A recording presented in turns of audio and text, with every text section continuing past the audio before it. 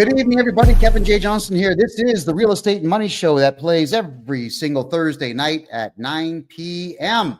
Eastern Time. And tonight we're going to talk about your credit score and how to protect your credit score, how to not harm yourself. I think is more importantly what the credit score thing is all about for tonight's show. I mean, I really want to make sure that we're delving deeply into what is both right and wrong with the FICO score system that we have in Canada and the United States. I'm sure many of you have gone out to apply for loans at some point in the past, and you've probably been denied at some point in the past. I think all of us have at some point.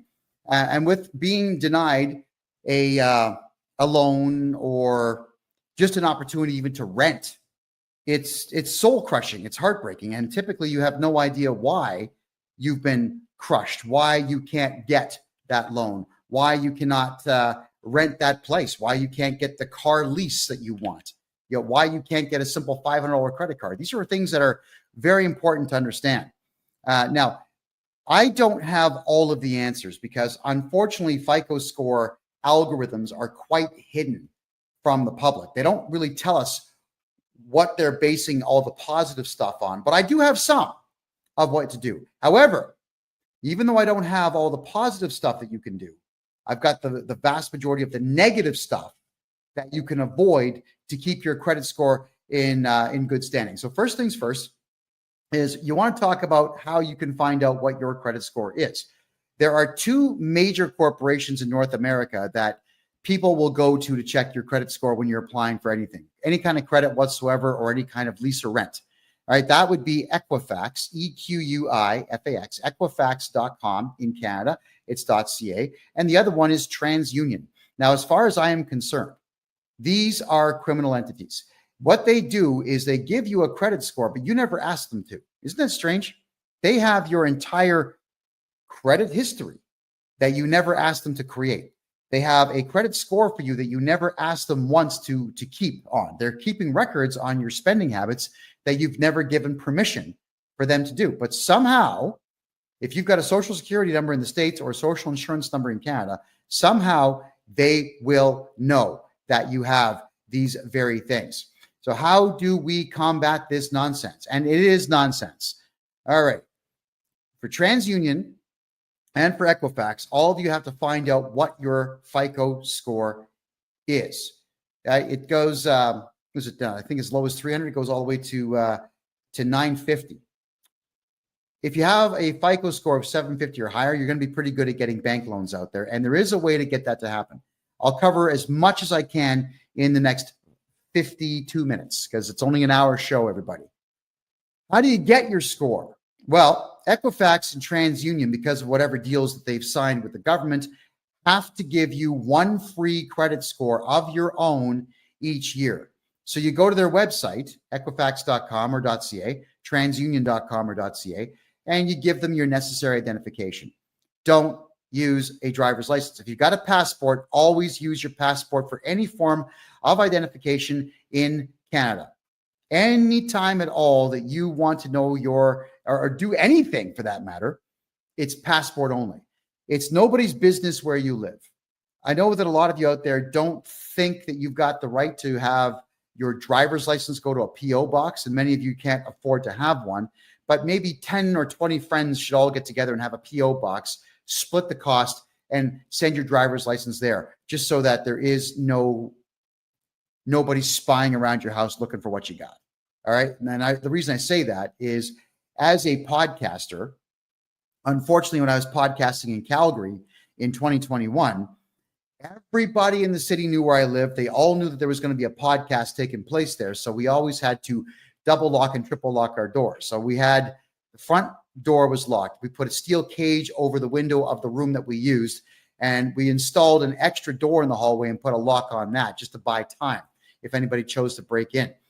It sucks when people know where you live. So don't let anyone know where you live. But you are allowed to get yourself that free credit score, and you got to find out everything on that credit report that is harming you.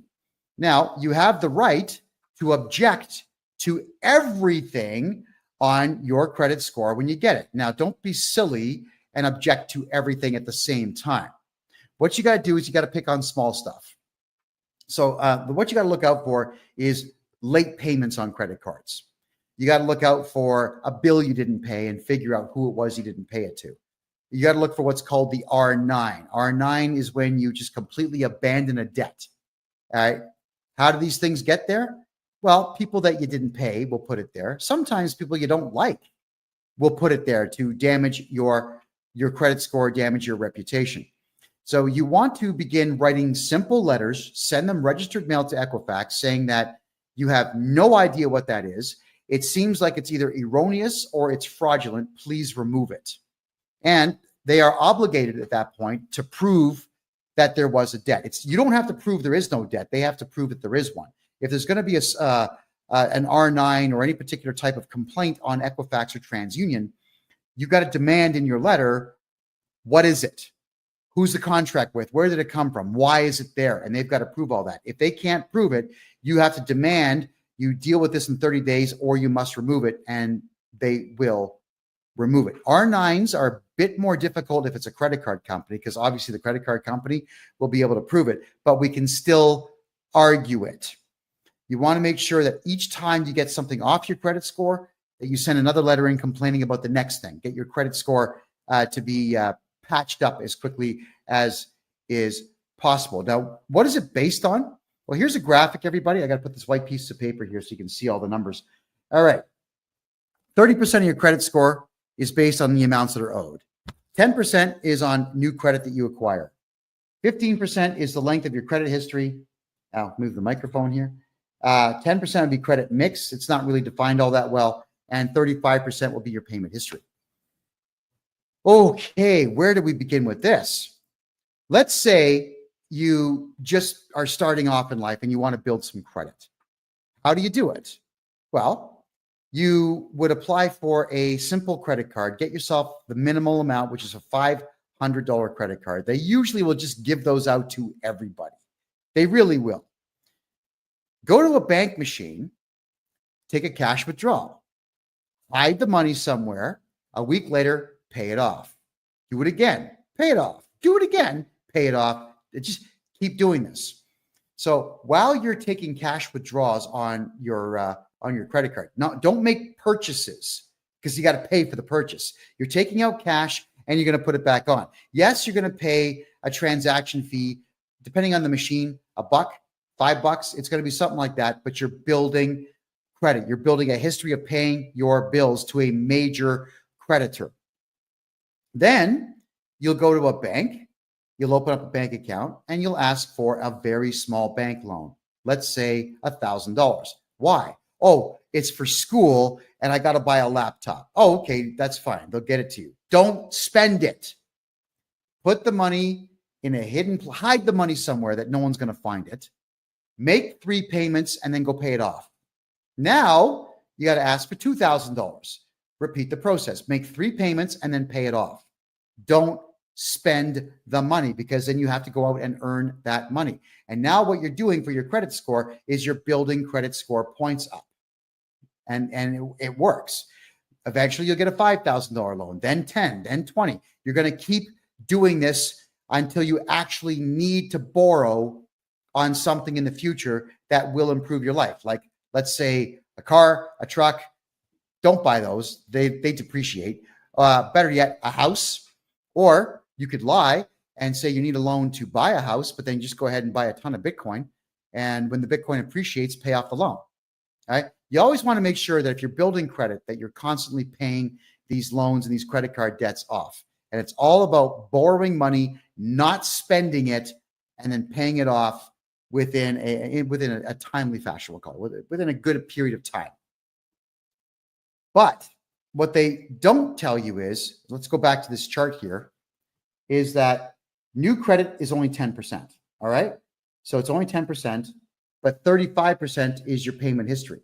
So if you get small amounts of credit here, like 10%, and then here, you get 35% based on your actual payment history, 45% of your credit score could be based on your decision to take money out on your credit card and pay it off, take out small bank loans, and pay them off.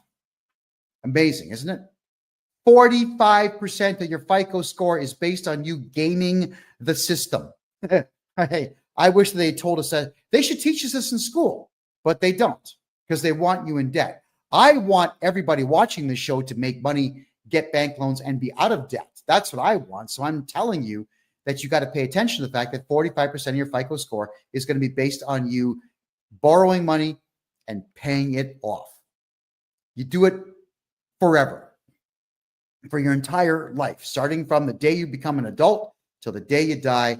Keep building the FICO score. Now, why would you want to do this for your entire adult life?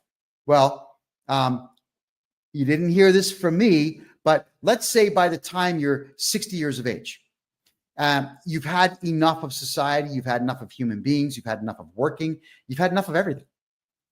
Let's say you've got a really good FICO score, like an 820. You could walk into a bank at that point and say, hey, I got an 820, you know, I've got no R9s, I'm really good with my credit. You could take a bank loan for, let's say, 300, 350, and then go to, I don't know, Vietnam, Thailand, and live like a king. Don't bother paying it back. So what you're doing here is you're building your credit up to the point where you can just borrow a huge amount of money and retire. There you go. I'm not saying you should do that, and I'm not saying you should aspire to rip people off, but I'm saying you've got the option to do it should you decide that's the way that you want to get yourself into retirement. Why would you want to do that? Well, because Canada Pension Plan is going to be empty by 2032, so it's not like you're going to get a pension, and it's not like Social Security is going to be doing any better. I think, personally speaking, that the Social Security in the United States is going to be empty by 2040. I don't see a way to keep it afloat. It's a big Ponzi scheme, and it's running out of money. And now that all the illegals are going to be collecting it, good luck, America. So you're paying all these taxes into this system, and you're not going to benefit from it. So why not have the adult plan to have that money ready to be able to be borrowed by the time you hit that age, so you can disappear with that money? I mean, look, when a bank gives you a loan, it's not like they're taking money from the system and giving it to you. They are creating it right there on the spot. It's called fractional reserve banking. So when you get a bank loan from the bank, they put a lien on your property, but they just create the money. It just gets created from nothing. So let them create $350,000 for you when you're retiring, and then go somewhere else and spend it. Enjoy life. Live it up. You've earned it. Right? So if you've been paying into the tax system, which I don't recommend you do, I recommend you hire me to be your tax guy and not pay tax. But if you've been paying tax or paying into the system all these years, benefit from it. Benefit from it. Start planning for your retirement now by keeping your FICO score as high as you possibly can. So getting back to the FICO score, this one here, let's address the 15% of the length of your credit history. All right. Your FICO score, if you keep your FICO score in good standing through your entire adult life, if you start doing it when you're 18, by the time you get to 60, 15% of your FICO score is going to be based on the fact that you had good credit for 42 years. So keep your credit good in that time as best as you possibly can. But this is the one here that I want to warn everybody about. 30% of your FICO score is based on the amounts of money that you owe. Now, this is where I can really help you out. You got to remember that the way that the credit companies do this is that they've got hundreds of things that go against you and just a few dozen things that help you. Equifax seemingly is in the business of destroying you. Equifax seemingly is in the business of keeping you down, of not allowing you access to the capital that you need to become wealthy. That's what it seems like they're doing, which again, in my opinion, makes them criminals. But it's not like I can walk in there and just shut the company down, but I can tell you how to combat them. Knowing that 35% of your FICO score is going to be based on bad debt that you carry, here is the way to protect yourself. Let's start with basic rudimentary stuff. If you get a cell phone plan, doesn't matter with who. In the States, you got all of them. AT&T, you got Verizon, you've got Virgin, you got them all. In Canada, there's not as many. You've got Fido, Bell, Rogers. I think Cogeco just got bought by Rogers. There aren't many. It doesn't matter if you pay your cell phone bill on time for your entire adult life. That does not increase your credit score, which means that your cell phone bill should never be in your name, because I'll tell you why, is because there's a good chance at some point you're just going to forget about your bill. You're just going to forget. You didn't pay it. They report you to the credit agency, and now you've lost some FICO points. That sucks. How do you come back? Oh, let's have with this one. Let's just say they don't tell you about your roaming fee. And this has been happening with a lot of Canadian accounts. You go to Italy or you go to Germany and your phone gets turned on for just a brief second by accident. And all of a sudden, boom, $1,500 worth of roaming fees, just like that. Crazy. And if you don't pay it or you argue it, they just tag your credit score. So you can never put your cell phone in your real name, ever. You can't really do that with Bell and Rogers and the big boys because they want to see identification. But you can do it through a corporation. That is correct. You take your corporate documents in. You say, "Hi, my name is, here are the corporate documents. We want to get a corporate cell phone plan." Then they'll say, "Well, we want to secure it against you personally." I'm saying, you tell them, no, it's for the corporation. If you guys shut down this phone, we can't do business. I'm not going to secure it personally. And if you argue enough and just decide, okay, you know what, leave, then go to another cell phone dealer. They're all over the place. How many times have you seen foreigners that own cell phone shops? They'll find a plan. Somebody will do the deal. Just keep doing it until you find someone to do the deal.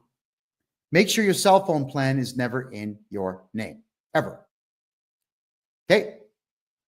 You get that? Doesn't matter if you're paying on time. It doesn't help your FICO score. But if you miss one bill, it hurts your FICO score. So your cell phone has got to be in that name or a company name, which you could also do. Let's say you're renting a place and you've got to pay utilities. If you've opened a corporation specifically to keep your name off of bills, then what you would do is get the internet bill and the gas bill and the electric bill and the water bill all put into, yes, you guessed it, a corporation. All of it. Even if the corporation's not making money, who cares? If you skip on a bill, it doesn't matter. They're going to bill the corporation. Just as long as your name is not listed as the director of the corporation, everything's going to be fine. Now, I do corporate courses on this. And if you want to get involved, come January 1st of next year, we're going to have a subscription-based website where for $25 a month, I'll be doing 1 or 2 shows a month that are private to members only to learn this stuff. But this is the general synopsis of how to protect your FICO score.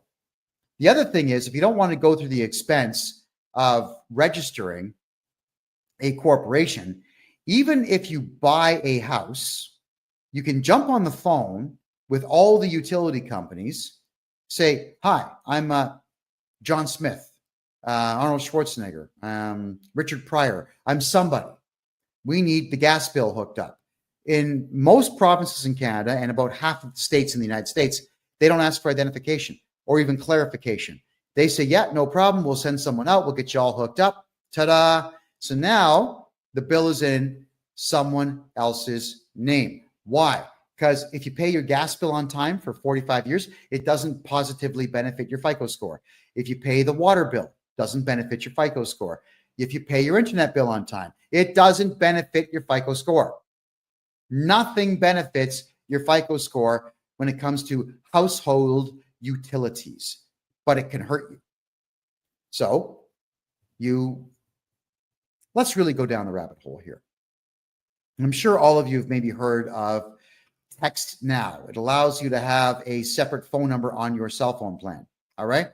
So you get a Text Now phone number, and that's the one that you would use for all of the bills on your house, especially if you're renting. If you're buying, it's great. I mean, do the same thing. Have the bills in a fictitious character's name and have them phone your alternate cell phone number looking for payment on the bills, because you're going to miss a bill. That's just how life works, guys. You get sick, you get in a car accident, you're going to not pay some bills. You don't want your FICO score dropping because you are incapacitated. Maybe you live with some friends and they skip out and they don't pay the bill. You got to catch up because your friends are jerks. Yeah, maybe you got a boyfriend, girlfriend, whatever it is. You guys break up. Someone doesn't pay the bill. If it's not in your name, it doesn't matter.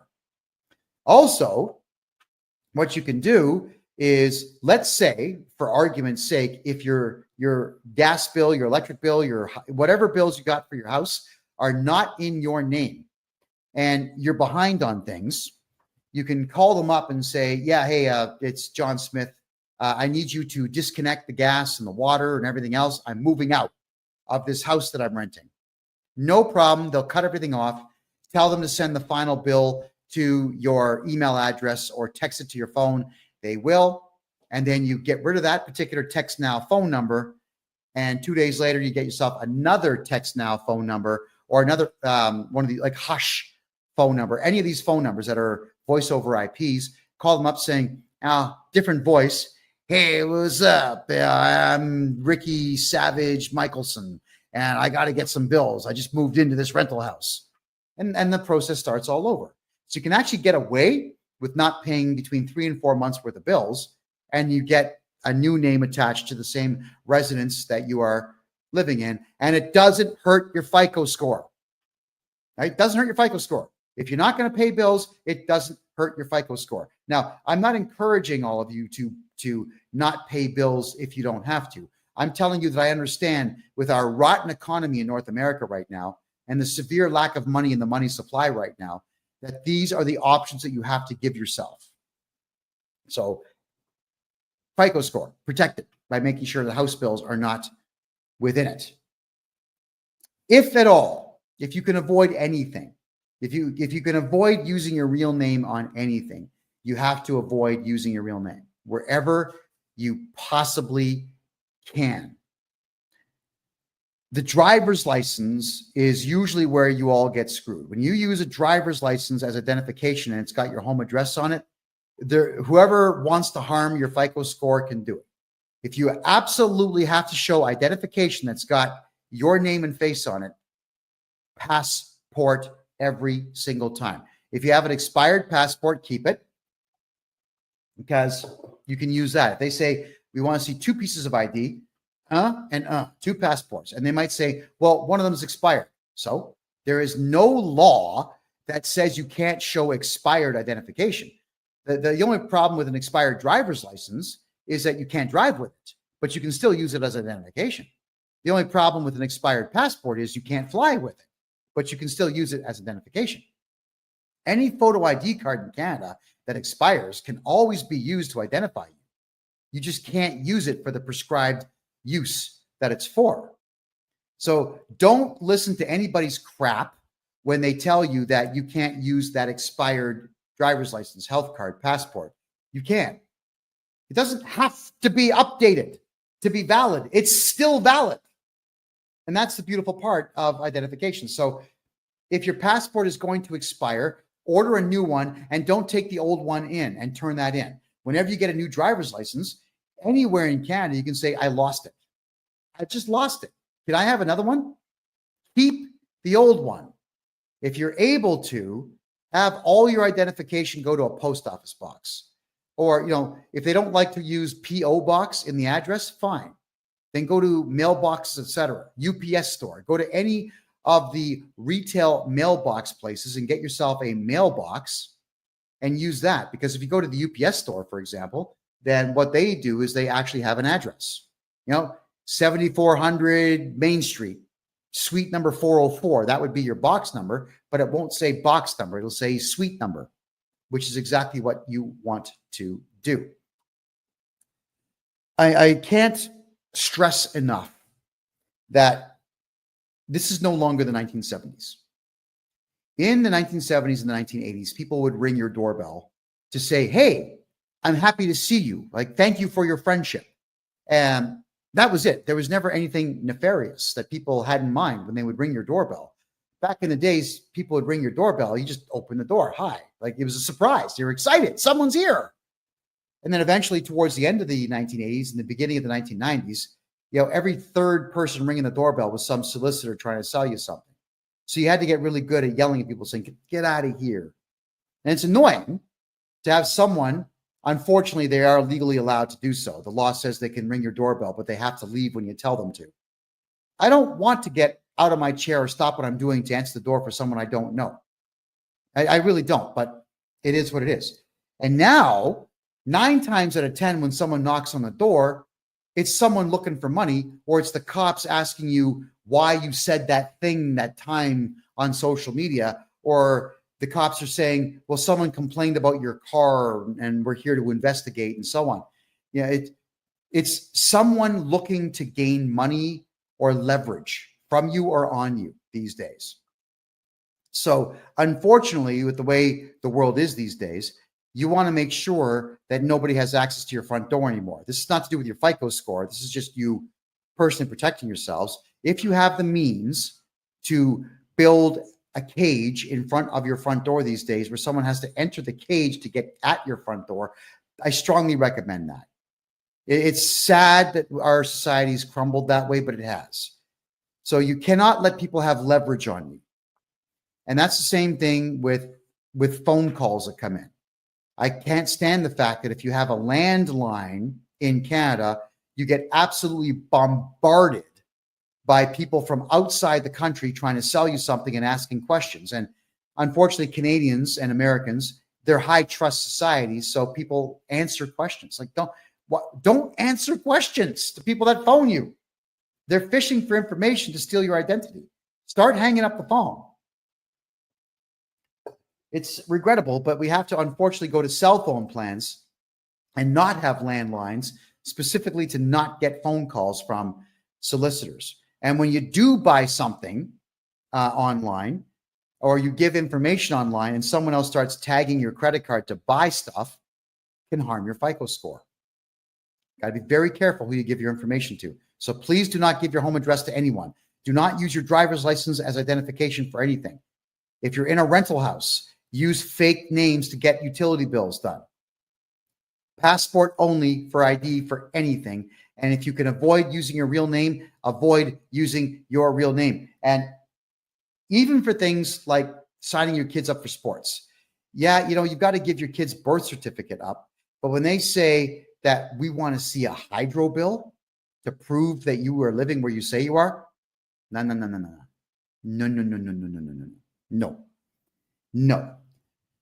I want all of you to change how you think. Everybody out there, you have to assume everyone out there is a scumbag and everyone out there is going to try to steal from you. And like, I went through this nonsense in the province of Ontario with the Ontario Lacrosse Association, run by 2 very animalistic savages who were harming children. And I exposed them in the book I wrote, Lacrosse is Dead, which is free on my website, by the way. And in there, what they would say is that if you were going to sign your child up to play lacrosse in my hometown, Mississauga, that you had to prove you lived in Mississauga. Why? What does it matter? What if you lived on the border in the next town over called Oakville? But to play in Oakville, you had to go 24 kilometers that way instead of 1 kilometer that way. Why would you want to waste time and fuel? Why do you have to prove this? So all of you, when you know in advance that you may have to show a bill to prove that your kid goes there, get an affidavit done instead. Write up an affidavit. Hi, my name is, I'm of this age, and this is to certify that I live in the province of Ontario and the city of Mississauga in the community of Arundel, Meadowvale, Cooksville, Heartland, whatever. I live in the city of Toronto in Scarborough. You don't have to give your address, because if you're swearing this in and having an affidavit stamped in Canada and the United States, it's just like you testified in court. They've got no choice but to accept it. And if they don't, you can do what? File a lawsuit. That is correct.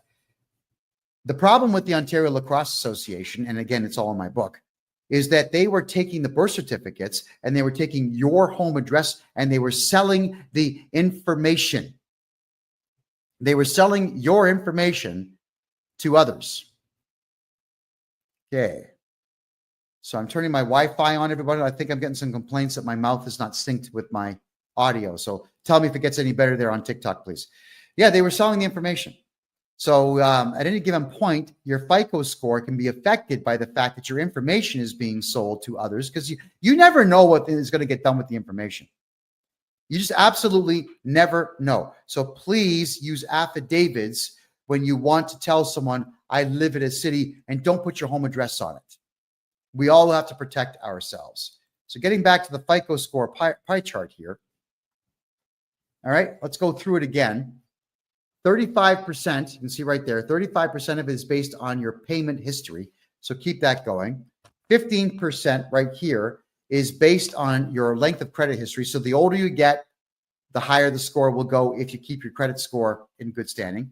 10% is based on new credit.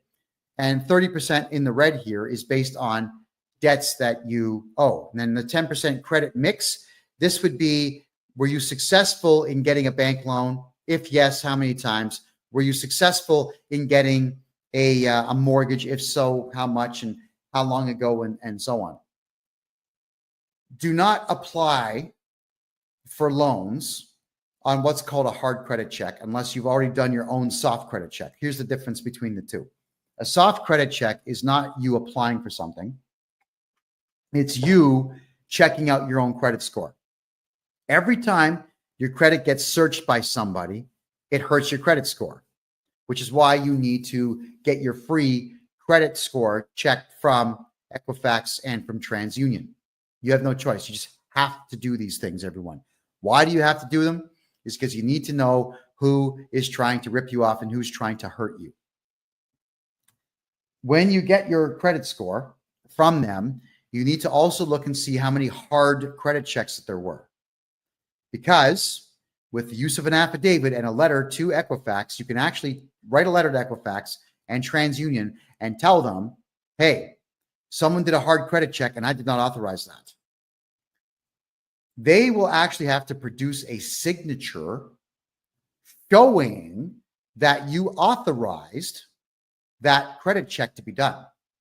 And if they can't produce that signature, which you probably didn't do, they have to remove that hard credit check. So a hard credit check is you asking for credit from a bank or credit from a financial institution or credit from anyone who involves themselves in lending money or a financial institution. You don't want hard credit checks there, right? The soft credit check is something that banks will do once a year on you just to see what your credit score is so they can adjust your bank rates up and down. It's criminal that they do it, but they do it. And the soft ones, they don't show up. So we got ourselves a troll. I just have to get rid of the troll, folks. Give me a second here. There you go. And blocked. There you go. Okay. So thank you for that. So you want to make sure that you are not letting them do the hard credit checks. The soft credit checks, they will do. The soft credit checks do not show up on your account. Be very careful how many hard credit checks that you yourself go for. If you go to get a bank loan, they'll do a hard credit check. If you don't get the bank loan, that shows up on your credit score, which is why you always have to start off with small bank loans. They might even ask you, do you have any collateral? Yeah, I've got this watch. I've got this gold bar, like whatever you have. You may have to actually let the bank hold on to things for you. Keeping in mind, if the bank loses it, they've got to compensate you 100% plus whatever other fees you demand from them. So yeah, secure the bank loan with gold or silver or jewelry if you need to. But start building your credit using the methods that I have talked about. Hard credit checks, you got to get rid of them all. You have to be in constant watch of your credit score and eliminate as much as you possibly can using everything at your disposal. And I've given you a gold here tonight, everybody. So I'd like everyone watching the show tonight to go to Equifax and TransUnion and request your free credit score. And they will send it to you. And look at everything on there and start to comprehend how easy it is for someone to harm your credit score. So if there's any questions that anybody has, I'll go right ahead and I'll take those questions now. Throw them in the chat room here. This is to do with your FICO score, everybody. It's to do with credit scores. You want to make sure that your credit scores stay intact. Oh my God, we got trolls here tonight. I thought we got rid of all these guys. Oh man. There we go. Confirm. Sorry, guys. Occasionally we get trolls coming in here that like to badmouth me. There's a propensity for, we'll say, non-conservatives to not appreciate the fact that I'm teaching people that the conservative way of doing business and living life tends to be the more successful of the two. So for the profanity that sometimes show up in the chats, I do humbly apologize to all of you. FICO scores themselves, I've been asked many times if it's possible to remove yourself completely from the FICO score. You know, we did have a friend of mine. I helped him write a lawsuit against Equifax because what they were doing was they were interfering with his capacity to live life the way that he wanted to. He served them, but he didn't pursue it. I actually was very curious to know what the judge would have said about a FICO score company keeping your FICO score without your permission to have even opened up your FICO score account in the first place. Okay, so Nada says, renewing a mortgage, and I'm not comfortable showing my bank accounts as proof of pension income. Nada, if you wanted to, you can get a hold of me on my website, kevinjjohnston.com, and you could, I can give you the contact information of a mortgage broker who can get you into a private lending situation where you don't have to show that to anybody. Because the private lenders, they're not going to check your credit rating. They're not even going to check your income. They're just going to ask if you can secure the loan somehow, which of course would be the house that you're borrowing against. And there you go. It's probably going to be 1% above prime, but at least you'll get it guaranteed without having to prove anything to anyone. And that's what the banks do. You see, Canada has asset-based lending, which is why the economy is garbage. If you don't have $1 million, you can't borrow $1 million. That's the insanity of Canada's banking system. Whereas in the United States, everything is capital-based banking. So you go into the bank with a really good idea and they'll give you money because they're hoping to make money off of you. And American banks are really, really, really good at writing off debt and selling debt to others. All right. So that is why it's so difficult to get things done in Canada. So if you're having a difficult time getting credit in Canada, it is because the system in Canada works against you. It really does work against you. And you need to combat that by taking the advice that I've given you on tonight's show. The other thing, and this is another one, they don't talk about this, but the Canada Revenue Agency will report your lack of cooperation with them to the credit companies, Equifax and TransUnion, which is why you got to come to me to get your taxes fixed. I know that you don't want to pay taxes. I get it. And technically, it's actually illegal to collect taxes, technically, but you're not going to win that argument. If you're going to pull the free man on the land stuff, the sovereign citizen stuff, you're going to lose. So what we got to do is make sure your taxes are done properly. I can get you back a fortune. Look, if I was to redo your taxes and get you back everything you paid over the last 10 years, that's not going to affect your FICO score negatively. But if you don't do your taxes for 10 straight years and you ignore them for 10 straight years, you better believe that will affect your FICO score. When we do all your taxes at one time and we find out that you don't owe money, it's going to increase the FICO score a little bit, but not much. It's not like the CRA is going to report to the credit agencies saying, oh, yeah, now he did his taxes, remove that, please. That's not what they do. That's why you have to be in constant contact with Equifax and TransUnion to be able to reverse the damage that's being done on your credit score. So to be able to remove yourself from the whole credit score thing is not something that I have pursued yet, but I'm sure at some point we're going to be able to figure that out. I'm sure there's case law somewhere in the world where that has been done. And if anybody out there knows the case law, send it to me and I'll read it and I'll interpret it and then I'll get another interpretation on it and then we will talk about it on this show. So everyone, FICO scores, very important. And for the next 15 minutes, what I will do is I'm going to recap what I've talked about in the last 45 minutes. So for those who are joining us late here, you'll get a chance to hear what I have to say on this. And with your FICO score, it is based on the following factors. So let me just bring the let's see here, and bring the chart back up for you.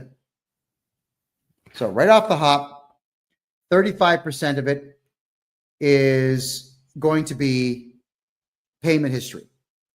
Your payment history is 35% of your FICO score, which is why you want to make sure that when you're borrowing money, you're not buying stuff. You're borrowing money for the sole purposes of building up your credit, because 10% is based on new credit that you get. So 45% of your credit score, everybody, is based on you acquiring some credit and keeping it in good standing, which is absolutely what all of you should be doing. Get what I was saying earlier in the show is you go to your bank machine with your credit card, get a credit card for $500 on it, take money out, hold on to it, pay it off a week later. Take more money out on the credit card, cash advance, pay it off, cash advance, pay it off. If you do this every week, that's 52 positive FICO score increases per year on just that one credit card. So once you've done that, you could apply for another credit card. So get a Visa and a MasterCard, both with $500 on them, and do the same thing, like Visa, MasterCard. Go to the bank machine, pull the cash. So if you have 2 credit cards, then that's 104 positive influences that you can have on your FICO score. Isn't that incredible? So after a year of doing that, as I said earlier in the show, you go and get a bank loan for a small amount of money, $1,000. Tell them you're buying a laptop for school. Keep the money in your room, hide it, make 3 payments, pay off the loan early. And meanwhile, while you're doing this, you're playing the credit card game. Then get a loan for $2,000. Make 3 payments, pay it off. Don't spend the money. Never spend the money. You're just taking it out for the purposes of putting it right back in and building your FICO score. Just keep getting bank loans so long as you've been building credit slowly. And then eventually you'll have yourself in a position where you could get a mortgage in the future. And let's just say you do get a mortgage in the future and you pay it off in good time and good standing and whatnot. And you keep your FICO score over 800 points. By the time you get to your 60s or 70s, you can get yourself a very big unsecured loan and just keep the money. And that's your retirement plan. So your retirement plan should not be Canada pension plan. It should not be Social Security in the States. It's going to be empty by the time anybody my age gets to retirement age to collect on it. You're never going to collect on it. Build a good FICO score. Take the money, take a loan out when you get older, pocket the dough. Pocket the dough. It's yours. That's why I'm encouraging all of you to build credit and keep it in good standing. When you rent a house or you buy a house, none of the utility bills in that house should ever be in your name. Just in case you forget to pay a bill, you get sick and you can't pay a bill, you lose your wallet, you can't pay a bill, you get robbed, you can't pay a bill. If it's not in your name, it doesn't matter how late you are. It's never going to affect your credit score negatively. And that's exactly how you should want it, where it never affects your score negatively, period. Cell phones should never be in your name because at some point, I promise you, you will miss a bill or you're going to go over on your data or someone's going to ghost your phone and they're going to use your data. You got a big bill and you can't pay it, never in your name. And if that means that you need to get prepaid phones, then so be it. Not a problem. And for those who want to buy a property here in Panama, everybody, get a hold of me on my website, kevinjjohnston.com. Now, how do you not use your name when you're getting bills? In Canada, it's real easy. When you phone up saying, hey, from an alternate phone number, like a hush phone number or a text now phone number. Hey, what's up? My name is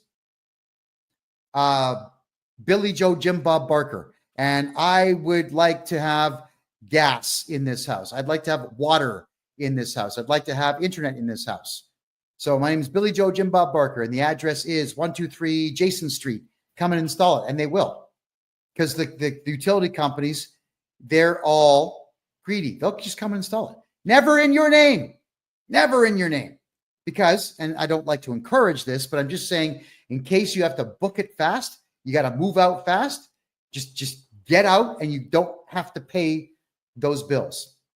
Hotmail's free, Gmail's free. Whenever they ask for an email address, give them an email address. It's like not fake. It's valid, but that's the one that you're going to use for those particular sets of bills. And that way your FICO score never gets hurt because you have missed bills or you skipped out on bills. It's a rough world out there. It's a very rough world out there. And quite frankly, with the nasty and useless service I've gotten in the past from Enbridge, Gas in Canada, from EnerSource, from all these companies, from Bell Canada for phones and whatnot, I don't care about them. These are multi-billion-dollar corporations that are multi-billion-dollars corporations, not because they're good at what they do, but because they were established more than 100 years ago. So they've had 100 years to amass wealth. That's what it is. And do I care that the founders of the company may not like the fact that I'm not paying the bill? They've been dead for maybe 50 years. Who gives a crap? I don't care about massive conglomerate companies. My job is I help the little guy. I've been doing that for a very long time. And I help people retain their tax dollars, get their tax dollars back, not pay taxes and not pay bills that are going to interfere with their FICO score and their credit score in the future. And Shooker, if you haven't done your taxes in 10 years, it's okay. Get a hold of me. I'll get them all done for you at one time, and you're not going to pay a penny to the CRA. That's a promise. Get a hold of me, and we'll get them done. My name, KevinJJohnston.com. Let's wipe out your tax bill. And in fact, I prefer it when someone hasn't done their taxes for 10 years because I can get that tax return done in about 3 days. You're going to owe no money. It's going into the CRA, and that'll be the end of it. All right. So that's how it all works. Awesome. Okay. Next here, I'm just having a quick look at the questions now. All right. Moon Goddess is asking, shouldn't credit scores be irrelevant since financial institutions go into our QV accounts that are all caps? That's free man stuff, Moon Goddess, and that stuff may work if you are an absolute expert in it, but for the most part, it doesn't work, and I wouldn't count on that. What I would do is play their game in their arena, keep your FICO score as high as you possibly can, and you're going to be just fine. All right, stay away from the free man on the land, people. Okay, guys, they're going to hurt you, not help you. That's the big problem with the free man on the land stuff is you've got individuals who think they've got some magical solution, and they don't, using magic words, like sprinkling fairy dust on your paperwork and it goes away. It's not how it works. Do it my way. My way is I know the law. I've studied tax law for 40 years and criminal law for 20 years and civil law for 20 years. I know what I'm doing. We use the law and the rules of the land against them. Do it that way. How do you become a millionaire farmer? Not in Canada. But if you are a farmer and you contact me, the Canada Revenue Agency expects farms to lose money for at least a decade. So I can make sure your farm loses money and you don't pay tax. At least I can do that for you. So maybe on the years where you make $400,000 or $500,000 on a harvest, you can keep it all instead of paying tax. You know, that's the part I don't get is farmers feed entire cities. It's true. They do. So why would you want to put farmers in a position where they can't feed cities? I can't stand the idea of farmers being taxed. I actually think out of the one profession in the entire country that should be completely tax exempt, it would be farmers who sell to Canadian distributors to make sure that Canadians eat. I honestly do believe that, which is why if you are a farmer or you work in a farm or you know farmers, tell them to stay away from the company called FBC. It stands for Farm Business Consulting. They are crooked as hell, and they have absolutely destroyed hundreds of farms all over the country by over-reporting earnings that farmers are making. They really are a disgusting bunch of people. They suck at what they do. What they are is that they're franchise holders in taxes. They're not actually accountants, and they suck at what they do. So yeah, that's my personal view on farms. And whenever farmers contact me to do their taxes, I absolutely make sure they pay zero taxes. I do about 4 times the amount of work on a farmer that I would do on a regular account, because I want to make sure that farmer stays in business. If anybody ever wonders if I'm lying to you or not, just understand the fact that when Stalin caged everybody into the Ukraine and took over all of the farms and then shut them down, what happened? Between 6 and 10 million Russians and Ukrainians starved to death. That's what happens when there's no farms. People die. So I want to make sure, and I'll be petitioning the government at some point in the future to completely keep farmers from having to pay tax. And so long as they're growing, then they should not be taxed. If they are selling anything, I don't care what it is, cucumbers, wheat, beef, they should not be paying tax on any of it. And what's really bizarre too is that there is farm fuel. So you can buy diesel fuel to run farm equipment at a much lesser price. It's probably like half. I don't know the exact amount, but it's about half of what you would pay at the pump. And then what they'll do is they put this purple dye inside of it so that if you fill your tank with it to drive around, like your pickup truck or your diesel-powered Mercedes or whatever else, sometimes you get pulled over by losers, and they are losers. These supposed traffic guys, like in the province of Ontario in Canada, they're called MTO, right? And they're the guys who couldn't pass the psychological exams to become cops.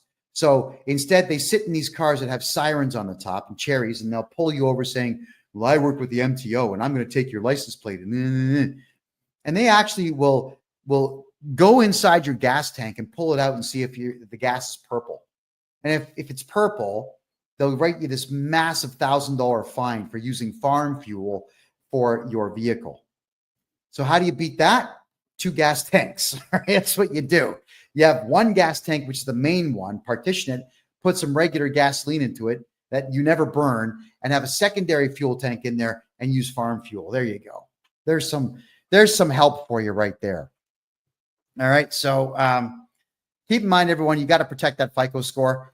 Rewatch this show, which is going to repeat all weekend now on Rumble. Just type in freedomreport.ca to watch the repeat. I'd like all of you to take the advice that I'm giving you here to make sure that you build credit and you hold on to credit so you can use your good credit score in your 60s and 70s to take out massive bank loans and never pay them back and retire with the bank's money. Because if anybody out there screws the banks in Canada or the United States, I'm a happy guy, because that's all the banks do out there is rip we, the small guy and gal, off on an absolute regular basis. That's crazy. My name is Kevin J. Johnston. Thank you very much for being here. This is the Real Estate and Money Show, where we talk about real estate, money, investment, gold, silver, and taxes. And we do it every Thursday at 9 p.m.